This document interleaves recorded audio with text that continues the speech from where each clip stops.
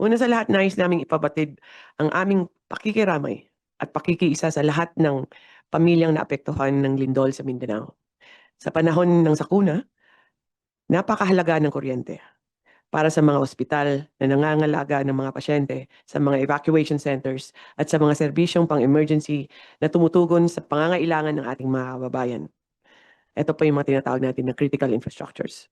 Sa direktiba ng Pangulong Ferdinand R. Marcos Jr., ang Department of Energy ay kumikilos upang matiyak ang ligtas at agarang pagpapanumbalik ng supply ng kuryente sa mga apektadong lugar.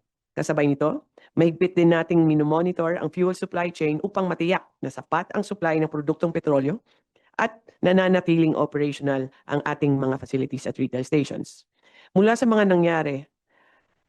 nang mangyari ang lindol, tuloy-tuloy ang koordinasyon ng Department of Energy kasamang National Electrification Administration, National Power Corporation, Transco, electric cooperatives, distribution utilities, pati yung private generation companies, at iba pang energy sector stakeholders upang mapabilis ang assessment ng mga apektadong pasilidad at maibalik ang serbisyo sa lalong madaling panahon. Ngayon po, we are on the assessment stage and restoration stage na rin. Upang palakasin ang mga restoration efforts sa mga apektadong lugar, na-deploy ng DOE at NEA ang Task Force Kapatid at nagmobilisa ng mga karagdagang line worker, kagamitan tulad ng mga boom trucks, at technical personnel mula sa mga karating na electric cooperatives. Ngayong araw, nakarating na po ang 62 personnel. Ito po yung mga volunteers natin. 6 na service vehicles at 7 boom trucks mula sa Northern Mindanao Electric Cooperatives Association or NORMECA na kumakatawan ng 7 electric cooperatives.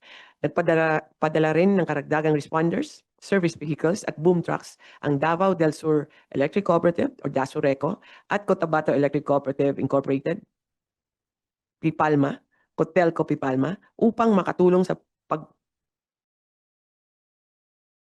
papanumbalik ng serbisyo sa mga apektadong komunidad. Sa ating mga kababayan sa Mindanao, nais naming ipaabot na hindi po kayo nag-iisa. Ang DOE at ang buong energy sector ay kumikilos ng buong lakas upang maibalik ang kuryente ng ligtas at mabilis. Ligtas at mabilis. Kailangan po safe tayo. Patuloy kaming kumikilos, nakikipagtulungan at maglilingkod hanggang maibalik ang enerhiyang kailangan ng bawat pamilyang Pilipino upang makabangon at makapagsimulang muli.